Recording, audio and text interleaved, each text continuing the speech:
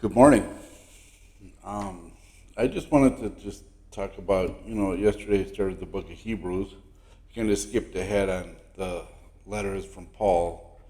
I found it to be kind of redundant and repeated itself a lot, which is fine. I understand they were all for different churches and whatever. I tend to, I myself, am not a huge reader, and so when I get start reading stuff that's redundant and repeating itself, I tend to get bored and then I stop reading. I just That's boring to me. So I had to do something drastic. So I skipped the letters, went right to Hebrew, and as of today, I finished the first 10 books in Hebrews, and it's amazing all of the things that have been taken and put in place for all of us. There, we're all. God loves us. Jesus loves us. Jesus died for us. That was pure. I can't say that I'm clean, I'm pure in any way. I repent every day because I am not pure. I am not wholesome, so to speak. I'm a sinner. That's just who I am. I know that in Romans and in Acts, and Paul was talking about how sin lives within us, and we're just with it, and so it's always a conscious choice. And it seems that the powers out there in this planet are doing everything they can to make it easier to be a sinner. Cell phones, for example, computers, anything, everywhere we go, it's so easy just to sin and have impure thoughts, And it says, eat clean, and do wash with pure water. I don't even know if we have any pure water anymore on this planet. I mean, it's. I know that the drinking water in my town is loaded with fluoride and chlorine, I believe, to get rid of the chemicals that have been dumped in there from some of the big Fortune 500 companies in our area. And it seems that we people, just normal people, are the most hated people on the planet. We're also a business, so if we're not earning and generating and creating and giving them everything, then we're useless. And even if we are working and giving them everything, we're still useless. I mean, it's crazy to see how much our world has come to this point. You know that Jesus says, "I will come back, and I know nobody will know, and I will come back. Have your house in order, be ready. I will come back. No one will know." That could happen 10 minutes from now. It could happen right now. It could happen in 5 years. You know, when I had my first accident, I got to go where we get to go and see things and meet up with people who I haven't seen in a long time. The thoughts that went into that are just pure. It's truly pure. I am not worthy. Like John said, this man is coming, Jesus is coming, and I'm not worthy to unstrap his sandals to do this. That's how I feel. I am not worthy by any means. At the same time, it's not okay for me to continue to use that shame and guilt from the world as a club to beat myself up and continue to do more harm. It's like a vicious cycle, so to speak. So it's our duty and our job to work together and forgive one another, and mostly forgive ourselves, because when we harbor things against ourselves, we're our own worst enemy. Nobody can hurt us as bad as we can hurt ourselves. That's the truth. And I think that the fallen ones are well aware of that, and we're just mere humans and whatever, and there's a lot of insinuation about the angels are jealous because God cared about us or loved us so much that he gave his only son for us. And maybe, I truly don't understand how it is. I just know that we need to work together to make everything happen. We don't have to be stuck in this vicious cycle from anybody. We don't. We don't. It is it is our duty and our job to work together to be able to get things done, get things accomplished. We are, I don't know about everybody else, but I myself often feel powerless and like a slave, and I think that's kind of how they want me to feel, or us maybe, because my brother was saying yesterday, when you go to work, before you even see your money, the government's already got its hands in it. Its hands in it. It takes your money. This is true. And like that Social Security stuff that I've been paying since I was a kid. 10th grade, I think I got my first job at a place called Ponderosa. I was washing dishes. And even then, I started paying in Social Security right away. So I've been paying it my whole life. And it's been plundered and stolen for many, many years, that now that they had to cut our wages by, I think I lost almost half of what I would normally get per month, which is definitely not livable. So if you don't have a pension or something planned, this is going to be a huge burden on society. So there's going to be probably a mass execution or something. Something's coming that's going to try to, like Bill Gates said, we can, through vaccines and through healthcare stuff, we can eliminate half the world's population, just like that. And it's real easy to look at people like that and say, you are sick. You are a sick, sick person. I mean, Hitler doesn't have anything on you. So, true, false, I don't know. I know that it's not anybody's duty to look at another and think, well, they're beneath me, so they don't need to be here. We can just eliminate them. Who really, who are you to think that way? I mean, that is just, there was a time in my life that I was extremely egotistical, and I thought that my crap didn't stink and whatever. I thought I was a pretty boy, and I was young and dumb and whatever. And here I am, 57, never ever thought I'd live this long. And if somebody would have told me I would have, I definitely would have took better care of myself to plan for this. I mean, I'm 57 only, and I get up from my chair and I grunt and groan. Oh, it hurts. Come on now. This is not pleasurable at all. I don't like being old. At the same time, it's not up for another man to say, well, you're old and useless. You can go kick rocks, whatever. I just think it's unfair that people get elevated. They get this power with some money and think they're better and superior than somebody who has none. That doesn't make them less of anybody. I mean, look at who Jesus hung with and kind of was magnetized to, the people who didn't have and people who were kind of cast out and whatever. And not comparing myself to Jesus, because I'm definitely not even in the same planet. I'm not even in the same field as that. But I've always, all my life, been a magnet to people like me. I grew up very poor. We didn't have money. We were on welfare. And I remember the only times we'd eat was the first week of the month. And we would eat like we were starving, because we just starved for 3 weeks. And we would eat it all in 1 week and then starve for 3 weeks and repeat the next month. And that's kind of how we did. We survived that way. And I'm grateful that there was a system to help my family get through some trying times. And I was raised to think, Well, some people get a silver spoon and they just get lucky and they get this and they get that. I've known some silver spoon people who've been just as much of a mess as I am.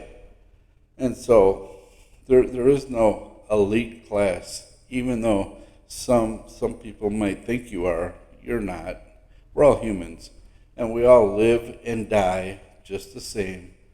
And we go through life and everybody tries to do their best with whatever they can. And some people get elevated into a spot. I don't know if they sell themselves or I don't know, but then they think they're superior somehow because they did this or whatever. And it's just, I don't know. Last night I was watching this video of somebody talking about Hollywood. I think it was Jesse on Fire. And he was talking about an actor. They come out and they make $200,000 for a movie, and then they get gaining popularity, and then they get $800,000, and then all of a sudden it's a few years later, and they're getting $25 million per movie. And then you have a lot of the libertarians who think, well, you don't need that. Nobody needs that. And yeah, okay, maybe they don't. But why is it your business to say? They're working, they're going to work. They're paying their taxes, they're doing what they need to do. So this is what they get paid. Now, if you look at, okay, so if somebody gets $25 million to make a movie, the people producing that movie, how much are they making? I mean, when you have a movie that grosses $20 billion, that $25 million is just a drop in the bucket. So, but you have all these libertarians complaining about that actor making $25 million and never say a word about the producers who make $180 billion or whatever, So it's just kind of a weird system how it all works. Sorry about that click. That was my chair. Sometimes maybe I need a new one. I don't know. Anyway, so in the book of Hebrew, it talks about Jesus sacrificed himself and spilt his innocent blood for us. So we don't need to sacrifice no more. So there is no need to sacrifice a goat or a lamb or a calf or anything because Jesus did it for us. So we are cleansed in Jesus. And we just got to believe that. I mean, Jesus talked about that while he was walking here. Just believe. Just believe the size of a mustard seed. Just believe. And it'll happen. And I think that we're all taught not to believe. And society teaches us that if you want to get ahead, believing isn't going to help you. You need to sell yourself or do some harm to somebody to get ahead. This is not the right way. This goes against my moral compass. In the way I grew up, I didn't really have one of them. And somehow I have one. And if I look at my whole life, there's situations in my life where I've been able to survive things that are unsurvivable. That's the truth. And I've lost my freedom. I've lost everything. I've bankrupted myself. I lost everything in my life several times. And you know what? I get up, pick myself up by the bootstraps, and figure it out. I go to work and do what I got to do. That's what I do. And I guess at 57, and I've been going on punching the clock my whole life, pretty much, and work hard to have a little to show for it. And then I have people who I know who go punch that same clock, and they just are like, I don't know, they're just gifted or something's different with them. I have a friend named Tom who was, I believe he was an executive vice president at a Fortune 500 company, and his wife was as well in a different division. And, he's uneducated. He's no different than I am.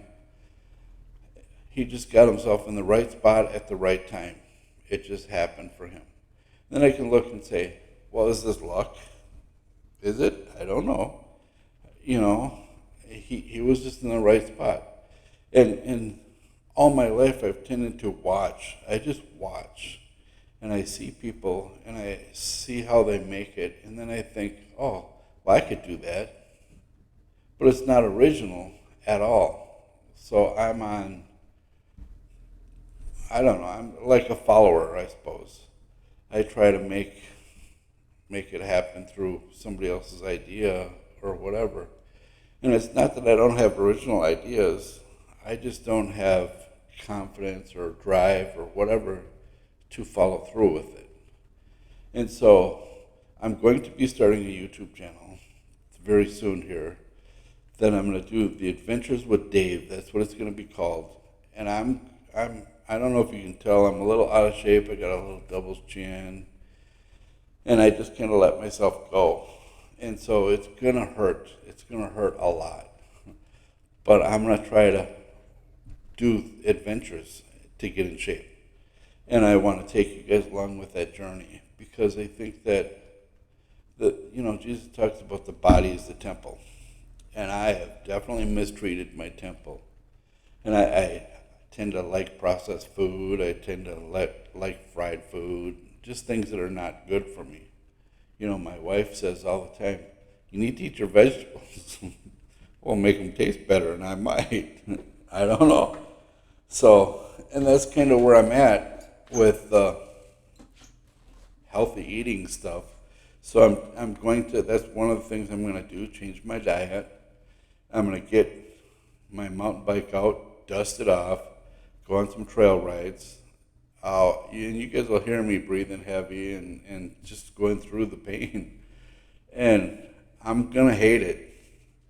But I'm going to bring you guys along with this to show that if I can do it, any of us can do it. And my goal is to start a community that we can do this together. And so I want to be active in the community and get people who are not necessarily in the best shape to get out and try to push their bodies in ways that they don't think is possible anymore. I'm one of them guys. I don't think it's possible. It's going to hurt. I know it's going to hurt. The other day I woke up in the middle of the night and said, I feel good. I'm going to go for a walk. When I went for like 4.9 miles, something like that. And I got to about 3 miles and I was not even close to home. And I was like, oh, this is a little too much. And now I got to get all the way home. So of course they took shortcuts all the way home. That's why it's 4.9 miles. And the whole time I'm thinking about, well, I should just call my wife and have her come pick me up. I didn't, but I was thinking that because it didn't feel good.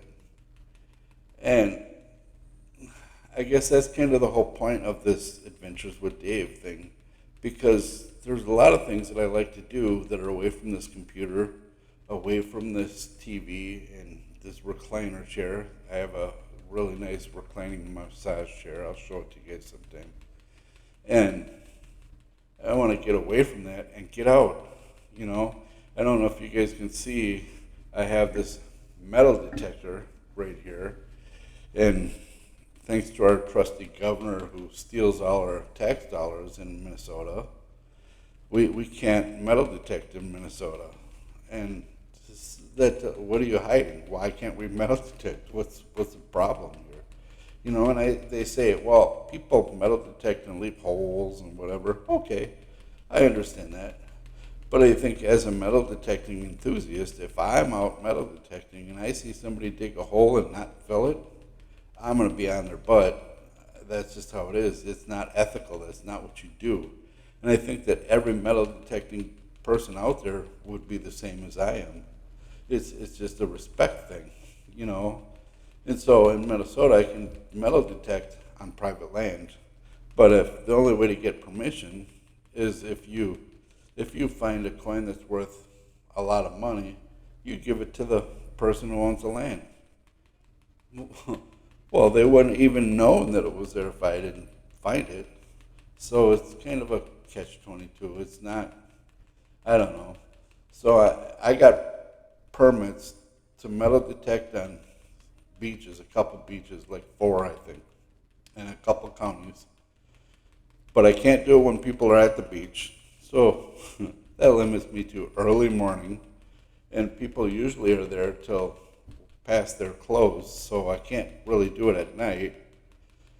So I'd have to go at like 4 or 5 in the morning, metal detect, and then go on with my day, which is fine. And I'm going to bring you guys on some of them adventures. Like I said, my mountain bike, I used to ride a lot. I mean, a lot.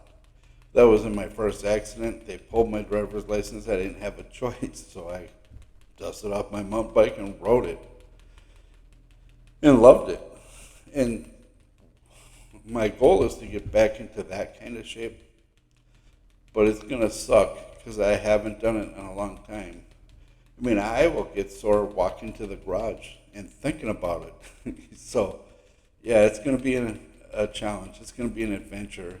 I'm also going to continue reading the Bible and talking about the Bible, because I'm one guy and I have my interpretation. So I read the Bible and I interpret it. And I am not necessarily correct or incorrect. I'm not going to say anybody's right or wrong. I'm just going to say, let's have a discussion about it. Maybe you can get your Bible and read it too, and we can discuss it together and see the difference between your interpretation and my interpretation and see what we come up with. I think that Jesus says where there's 2 or more in my name, I am present. Okay, so let's do this together. So in this channel, I don't know if you can tell, I have my laptop camera. I have a little light in front of me and a cheap mic that I bought off of Marketplace for $25, and it goes from echo to not echo to it just is, you get what you pay for. So I have every intentions of updating all of this stuff at some point so we can do this together. I'm also very interested in like the supernatural stuff and like the ghost adventures and all that kind of stuff. And so I used to work in corrections with some kids that were at risk, youth they called them. I call them my kids because I love them all. And one of my kids is super intrigued by this. So I said, I have REM pods and I have cameras for that kind of stuff. I have tripods. I have pretty much everything I need to do to go launch a venture channel like that. And so I'm going to be bringing him in and launch a whole different channel about that kind of stuff. That's just, I'm curious. I know that not too far from where I'm at, there used to be a state hospital back in the 1800s, and there was a fire. A lot of people died, and there's a cemetery in the woods, and there's graves there that are from the 1800s, I suppose. And the city, I believe, or the state or county, somebody went into the best they could for records, put in headstones. That's not necessarily where they're buried. So I went there with one of my kids one night, and I have a full spectrum camera and a digital voice recorder, and we're walking around, and I'm taking pictures, and he's got that voice recorder thing. And the things we captured on that camera were crazy. I know, like in Ghost Adventures, you'll see like a little white dot floating around, and Zach Bagans will say, "Well, look at this is an orb. It goes right into him." Well, if you could see the orbs that I captured, it is crazy. So I'll be bringing one of my other kids back there to check it out. I know that the kid that went with me that first night, he was holding a digital voice recorder. We listened to it, and all of a sudden, out of nowhere, there was a woman screaming, like it ran up to the mic and just kind of ran past him, just like, ah. And that kid will not ever go back there. He set that down and said, nope. And I guess a few days later, he was sitting at his house and he had kids. And one of the toys in the toy box, he's in the middle of the night, he's up watching TV or whatever. One of the toys in the toy box said, peekaboo, I see you. Well, the kids woke up and their toy box was outside, and he's just not into that at all. So I understand, so I won't push him. So the whole goal is that we can all do this together and just do some adventures together. I'm gonna, I'm working at getting cameras for that kind of stuff, and just launching and going to town. In the meantime, I'm doing these videos here. I'm reading the Bible and I'm doing these videos, discussions, I'm hoping. And I'm learning as I go. I have no idea how to edit a video. I have no idea how to anything. I just learned how to upload a video. And I had to have my neighbor come show me how to use my camera and my mic and set it all up so it worked, and my headphones. I mean, these are Skull Candy headphones that I got for mowing lawns. So, yeah, it's crazy. But we can do this, and we're going to do this, I know that a long time ago I bought a drone, like a DJI drone. Well, they're outlawed now. And so our governor in Minnesota says, oh, you can fly it, but you have to go get a commercial pilot license. Well, if I go get a commercial pilot license, I'm not going to fly a drone. I'm going to fly a plane. Hello? And so it just, some of the communist stuff that are happening in our world just make no sense. It doesn't matter. They can dictate everything I do, and it doesn't matter as long as I'm paying my taxes. That's all they care about. And I don't think so. That's not what this whole country was founded on. So another podcast that I'm going to start is about the Constitution, the U.S. Constitution. And I got a buddy who's a career military guy, and we went to high school together, and he's super into this as well.